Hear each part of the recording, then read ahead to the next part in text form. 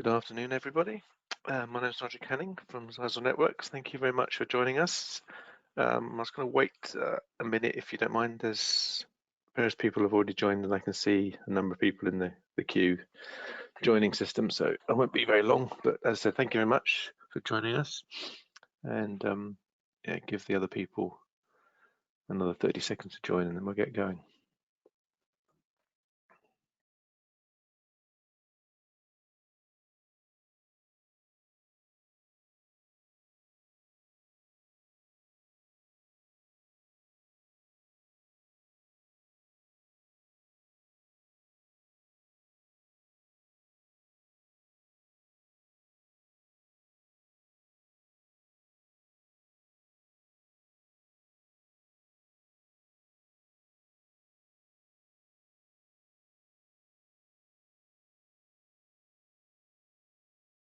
Right, let's get going. So most of the people have joined now.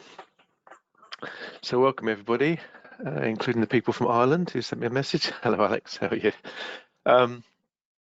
Yes, so my name is Nigel Canning from Ssl Networks. I cover the south of the UK in terms of sort of sales engineer support, although we do cover Ireland as well, and the North come for it. So I think probably most people know me by now. You can reach me on email as nigel.canning@ssl.co.uk if you ever need any support going forward. I was given this topic for our security devices, and the lady in marketing said you can do it on the top 5 popular cybercrimes. I thought, oh dear, how are we going to do that in relation to our security devices and how they can help deal with these types of security issues. So I obviously stuck top 5 bloody blah into Google, and these were the vast majority of the sort of the top 5. So ransomware being 1, insider threat being number 5. The double asterisk means that there was a lot of websites, different websites, that sort of agreed on the top 5 types of issues. So without a doubt, ransomware and malware, viruses in general, was by far and away the number 1 threat perceived by most people. So obviously you can see how dangerous ransomware is, or how basically viruses have changed from just doing nasty things to your laptop or your PC or your servers to actually encrypting files and holding that data to ransom, basically the so-called ransomware, particularly nasty antisocial type of activity. The next one down was phishing, which is the email scams and so on and so forth. And then also some people classed it as social engineering, so ways of trying to get passwords and account details out of people accidentally. So you might accidentally click on a link, think you're logging into your bank, whereas you're not. You're logging into a perfectly crafted replica of that site. So you're giving over your login credentials and general sort of social engineering, so phone calls and stuff like that. The next one down was data leakage, so people actually being able to get hold of data that they weren't supposed to be able to get hold of, or people that had it within your company that were then transferring it out and they shouldn't have been able to do that. Then there's another huge area called hacking, what that covering everything really. You could argue that hacking and malware, there's a lot of commonality there. And obviously one of the other difficult threats to deal with is the insider threat. So if you've got suspicious employee or an employee that's doing things that they shouldn't be doing, so on and so forth. So what we wanted to do is just go through our product set and then point out certain aspects of products that can help deal with these kind of threats. I think whoops, that's my little cheat sheet. One of the things I would say is obviously there's no magic bullet with internet security and cyber security. It's multi-layered. So our security devices and our solutions, so they can play a large part, but they are not a complete solution. So things like your Windows updates or your macOS updates, or your company's policies and procedures, and that you actually maintain them and you properly follow them. In their mobile devices, remote access applications and other servers that you might install, obviously then need to be patched and properly looked after. So it's multi-layered solutions, and so don't just think of a security device as being a magic bullet. It's part of the solution, and I think that's very important to get that across. So obviously, Ssl security solutions, really, we're coming at things from sort of the small to medium-sized business environment, and basically our aim is to create, cost-effective but enterprise-grade solutions for the small to medium-sized business environment. And we were given some statistics from one of our PR agencies a while ago, that a lot of the small businesses, around about half the small businesses, think that they're too small to be cyber attacked, and that they basically have really no understanding of how to protect themselves against cyber attacks, because clearly they don't have a network security department. The other thing was that a large proportion of these small businesses that are a victim of a cyber attack essentially go out of business within 6 months. So if you are hit with cyberware, or intellectual property has been stolen, or money's been stolen, quite often that's literally game over. The other statistics basically was that the number of small business breaches increased substantially last year. I guess basically small businesses have started up, they haven't got the resources to install security devices. Perhaps they don't fully know what they're doing. And obviously the end result of that is that the sophisticated internet cyber criminal is in, does the damage, and they're gone. So really what we're saying is these attacks are going on all the time. It isn't that small businesses are being selected out in particular, or even enterprises for that matter. These criminals are out there probing the internet, and statistically, there's a fair chance you're going to be hit. So basically, please get on and install a security device. A lot of people don't really realize that Ssl Networks has been in this sort of internet security device space for a long while. This is one of the well-known security labs that certify our devices, and they've been doing that for sort of more than 20 years. But we perhaps haven't let people know, because in the service provider space, these devices are installed heavily, but people don't know they're out there and being used. So the other aspect that people don't realize is that there's a lot of very well-regarded security solution companies out there, and we work with them. We leverage their solutions, we license their solutions, we pick the sort of best of breed solutions, and then we integrate them into our products in a cost-effective way, amortizing the costs across all of our devices. Excuse me. So we leverage and we have agreements with McAfee, as you can see there. Webroot, last line, very sophisticated solutions for zero-day threats. Trend Micro for protocol scanning and inline sort of viruses detection, and Bitdefender, another well-known antivirus solutions company. And what we also want to get across in relation to all the different kinds of security threats that are out there is that we take, and any decent security company will take, a multi-layered approach to things. Obviously, there's the straightforward things that you can, on the left-hand side there, you can block instantly. So you can have things like URL threat filtering databases. Excuse me. So if you access something and it's in that filter list, then it's instantly going to get blocked. Obviously, if you know of a virus signature, or you know of a anti-malware package, you can scan that and immediately detect it and block it. And the other things you can do, intrusion detection and intrusion prevention. So if you see invalid protocols and invalid network scans, you can block them.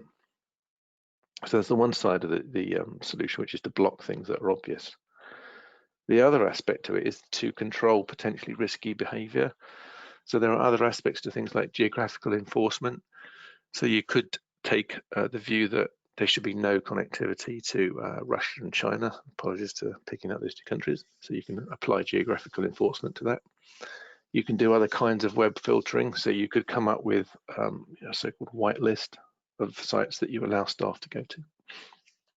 And you can also control and patrol applications. So you can allow certain types of applications to be run and other application types to not be run. So in terms of one of the things I said earlier on data leakage, you could say, well, people should not be FTPing large amounts of data out of my organization. And you can enable features like that to actually stop data being pushed out to third parties. All of our security devices have various features, and this is just a very quick overview of what they are. Obviously, we have various VPN solutions for remote access. For high availability, we have what's called WAN load balancing and multi-WAN mobile broadband connectivity. So most of, if not all of our security devices will have dual WAN ports. So you can have one connected to a broadband router or an Ethernet circuit, and the second device can either be connected to another circuit or it can be connected to, say, a 4G or a 5G router. We also have the ability to trunk VPNs together and create resilient connections as well. Obviously, one of the strongest requirements of the last 6 to 7 months has been remote access. All of our devices support SSL VPNs. You can also support like a Windows 10 level 2 tunneling protocol over IPsec remote access solution. We also have simplified setup of these type of solutions, because a lot of people in small to medium-sized businesses don't really know how to set these things up. So we've come up with some much more simplified configuration wizards to help you create properly configured remote access VPN solutions. And obviously we use the most up-to-date security specs. Obviously any solution, as I mentioned right at the beginning, ransomware and malware, excuse me, antivirus is a key thing. So obviously we've always got antivirus scanning engines running. We can do content filtering as well against cloud databases and local databases. We can look at applications and work out what they are, what their characteristics are, and obviously then start controlling them. So you can control that from a bandwidth point of view or a blocking point of view. So if you don't want people to watch YouTube videos or Netflix, that sort of thing, you can intelligently look at what the traffic is and block it or control it. As I said earlier on, we can also do geographical enforcement. So if you were to feel that phishing and social engineering could come from China or Russia or whatever, you can block it based on geographical database. Some of the more difficult threats to detect, which is essentially the ransomware and what's called the zero-day vulnerabilities. So these are vulnerabilities that hackers have found out about. They haven't told, let's just say, Microsoft or Google or somebody offering a cloud service. They haven't told them about it. So they're using that zero-day vulnerability to gain access to your systems. So obviously, people had to come up with, the companies had to come up with solutions to deal with that. One of our solutions is what's called a sandbox and machine learning, which I'll go into later on, but we have that built into our higher end platforms. One of the other nasty areas is so-called botnets. So these are lots of computers that have been taken over by hackers and malware, and those botnets then try to attack other internet connected hosts, which can be small businesses, large businesses, or whatever. So these botnets can be picked up by our partners and our platforms, and then we can be fed to us, and then we can block them basically automatically, so you don't have to do anything. It just blocks them off. Obviously, I've mentioned intrusion, intrusion detection, and hence prevention is a given nowadays in most security devices. And then we have a reputation filter, which basically matches up IP addresses that are known to be currently active and instantly blocks them. This is actually, ironically, quite a proved to be quite a useful security measure, because it turns out a lot of the current activity from an internet security point of view is prevalent throughout the network, throughout the internet network. So there's a lot of probes placed around the internet, and you can see what the current sort of probes are, and hence you can feed that information back to our security devices, and they can block them basically instantly. These are some other things that are more for sort of networking people. So if you want to have highly resilient links, you can have link aggregation. If you've got a requirement for high availability, by using multiple devices, 2 devices working in high availability, if one device fails, the other device takes over instantly without losing connections or anything. You can also inspect SSL packets with the appropriate certificates installed. And we can do things like integrate with Radius and Active Directories. So to control the insider threat and so on and so forth, so that you properly authenticate against your users, and then you can control what they can and can't do. Excuse me, that's my phone switch off. So one of the other things we needed to quickly mention was obviously more and more people are using cloud-based services on Amazon or Microsoft Azure. It's worth pointing out that we are certified for AWS VPN, a virtual private cloud connectivity, and we're also certified with Microsoft's Azure solution as well.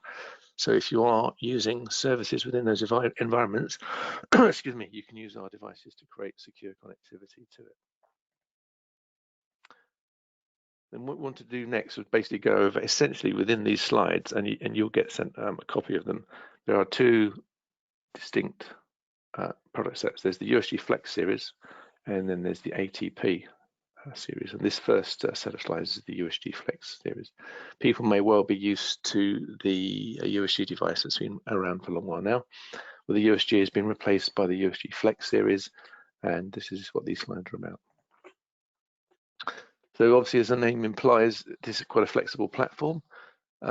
It takes over from the USG's sort of UTM history, and it moves forward with additional features that are come about from the higher specification ATP product range. So it's a UTM device. It will also ultimately be manageable via Ssl Nebula Cloud, if you're aware of that. So it'll also be cloud managed in the early part of next year. The USG Flex is built on a new hardware platform, much higher performance, much, in terms of value per money per throughput and so on and so forth, that much higher, as you would expect with a refreshed device. And if you do have a requirement for on-premise wireless access point management, it also has a wireless controller functionality built in as well. Excuse me. One of the other things that the USG Flex introduces is what's called express mode in terms of scanning of malware and content. One way of accessing and scanning content is to just have a signature database on premise, and then you scan the content coming down the wire and compare the signatures against your signature database. That means obviously you need a very large on-premise device. So what the express mode does is it uses a hash essentially and the cloud database, and it compares those hashes against the cloud.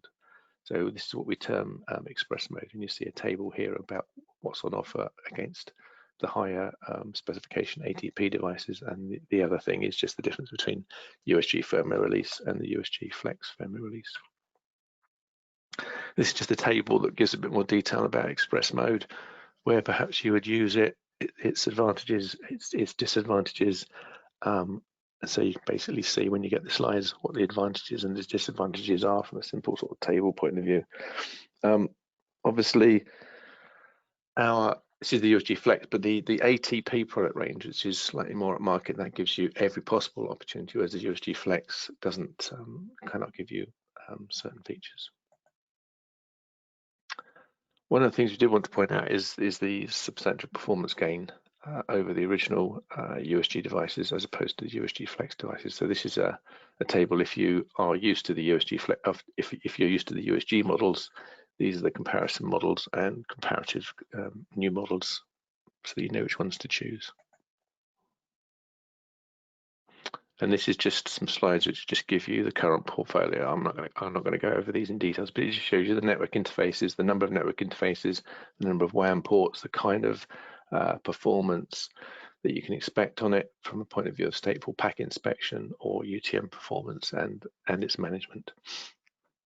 One of the things I was going to say is in relation to insider threats and so on and so forth. A lot of people don't take the time to use the number of Ethernet interfaces that are available on devices. So with these kind of devices, the USG Flex and the ATP, there's no reason why you can't selectively divide up a network. So you can have a network for finance, you could put the printers on a separate network, you could put different staffing groups on different networks and then control all the access between those individual networks. So there's a lot of internal network security that you can apply with these kind of devices and firewall policies and so on and so forth. So there, in many respects, there's no reason why the insider threat shouldn't be minimized as much as possible, because with a flat network, everybody has access to potentially to everybody else's PCs if they're not properly secured. Whereas you've got a structured, separated network, finance in one division, one network, printers on another network, maybe internal sales or sales on another network. There's no reason why, with all of these kind of different ports and so on and so forth, you can't segment your network sensibly and securely. It's just a matter of specifying that requirement and setting up the firewall policy and discussing that with your customer, basically. Now we want to go over basically some of the services that are available with the USG Flex. If you've already got a USG, I'm going to go through these really quick. It's just basically saying that we are going to migrate the current USG license over to the USG Flex license without you losing any time, basically. So we take the longest length of service license that's left, and we transfer that over to the USG Flex and add it on to what you've currently got. So it's actually very beneficial when you go over to a USG Flex, because we take the license with you. If you buy a USG Flex with a bundle, then the remaining 7 months from your USG license will be added onto a year's worth of USG Flex license. And so you'll get 19 months of all of the features of the USG Flex bundle. So you get web content filtering, intrusion detection and prevention, malware, antivirus, email scanning, and secure reporting, which I'll go over in a minute. But the idea of that is just to show you that there is an upgrade path. You do not lose your licensing. We are giving you a flat, whatever's left is applied to all of the individual licenses, and you can add your 12 months of bundled license onto the end of that. Then our next slightly higher range of firewall devices are what's called the Advanced Threat Protection series.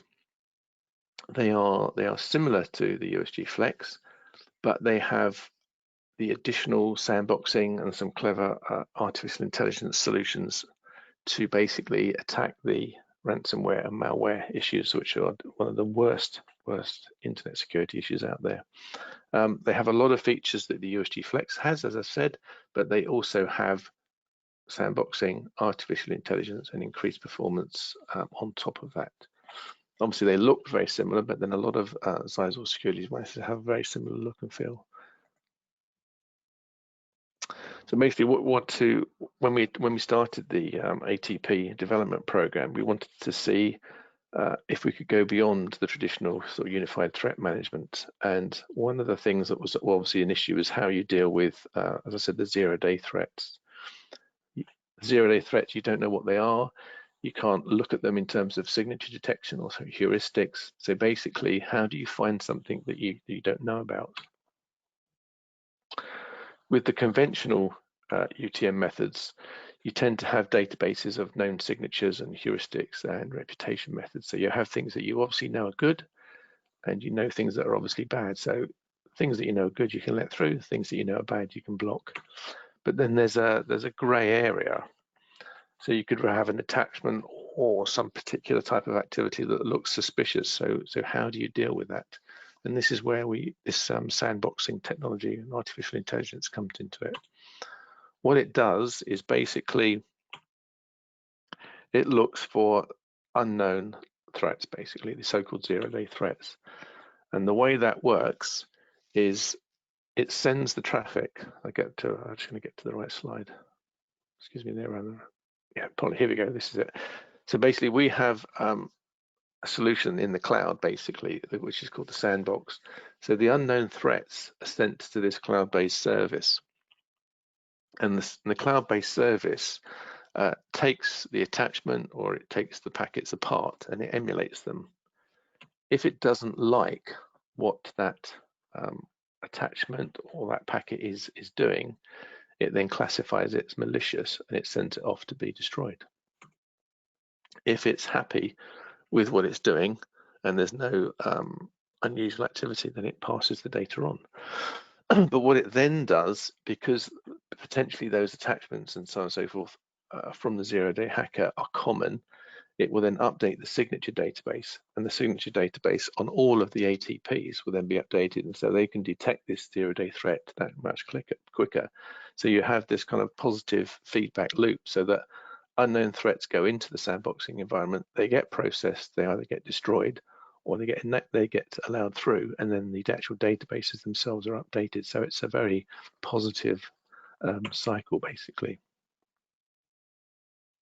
And obviously this all goes on in basically real time, and all of the intelligent database synchronization goes on in the background. So all of the individual ATPs that are in the world are picking up these new signatures as they're detected within the sandbox environment. So basically all of the ATP firewalls globally are constantly updated and basically at the highest level of security that you can possibly provide. Earlier on, I said to you that there were various solution providers that we have leveraged in terms of our solution, in terms of our solutions. And one of the key partners is a company called Lastline. And basically they're a market leader in what's called security effectiveness. And their solutions are used in the sandbox environments that we run. And they basically tended to be within enterprise environments, but we've entered into an agreement where we can use their technology and provide those services within our cloud environment down to our small to medium-sized business customers. So what I'm essentially trying to say, perhaps badly, is you're getting an enterprise type solution, but at the small to medium-sized business service level using our products. And this is a table of basically the effectiveness of the security solution and the actual cost of doing it. Excuse me. So you can see the averages, and you can see the security effectiveness, and you can see very high up there on the effectiveness is Fortinet and Checkpoint, and obviously Cisco. But you can see how expensive they are. And then you can see Lastline and Trend Micro. So from a cost-effective point of view, but also still not reducing your security effectiveness is Lastline and Trend Micro, who we have got agreements with. So you can see how good the solutions are, but they're also cost-effective for small and medium-sized businesses. And the next slides, once again, they show you the portfolio. The only reason I put these in there is you get sent the slides so that you can help. If you do need to make a choice, you can pick a device based on the number of interfaces, the throughput, and so on and so forth. So similar models to USG Flex in terms of 100, 200, and 500. These are the 100. The W models, if people aren't used to Ssl devices, basically got a built-in wireless controller. So that gives you Wi-Fi connectivity. So all of the ATP devices come with what's called a 1-year gold security pack, and that license needs to be valid obviously after year 1 to have all of the features working. You're up to the 800. The 800 is the highest range and the highest throughput, and the newest one is the 700. And if I just go back, the other new one was the ATP 100W. So we've got quite a substantial product range now. The other thing that a lot of people ask about in terms of security solutions is how can you monitor and report back? It's all very well trying to deal with ransomware or data leakage and so on and so forth, and the general level of hacking. But if you can't report on your security devices or your family of security devices, it's very difficult to know that you're actually doing a good job, or maybe if there are some weaknesses and you need to modify your configuration and your policy, so on and so forth. So we have a solution which is called Secure Reporter. It comes with the devices that are fully licensed for a year. It's a cloud-based solution. And as it says here, basically it's a centralized platform. It's multi-tenanted, so you can have all of your customers and all of your devices feeding into it. And you can gain a much clearer view of what's going on your network in terms of analyzing all of the logs. It does not have the ability to look at customer data, so there's no privacy issues with it. But basically it's to do with looking at what your security threats are, where the threats are aimed at, visualizing that, because if you've ever looked at a firewall log, they're incredibly noisy environments, so actually making sense of things is very difficult. So basically you take all of your sort of input log data and various sort of time analytics and data extraction, you feed it into the Secure Reporter cloud, and then that gives you an overall dashboard view. You can produce reports, and obviously you can action alerts. So it gives you an answer to the things like the who, what, and the when. So who was doing something, what were they trying to do, what time did it occur, and then you can drill down into things, find out who the client was, what the actual threat was, and then take action. It's a really good platform. I've been using it for about a year or so now. Basically, it really does allow you to become aware of what's going on. In the past, I've had to look at firewall logs individually, and it's very, very difficult to actually work out what's going on. So with visualization tools and the ability to drill down, you can find out what your users are doing or what teams are doing perhaps, and actually action things. As I said earlier on, it's multi-tenanted, so you can support multiple customers if you're an IT reseller. Obviously, individual sites can be under there as well. You can deal with individual sites where you can group all the sites together. Excuse me.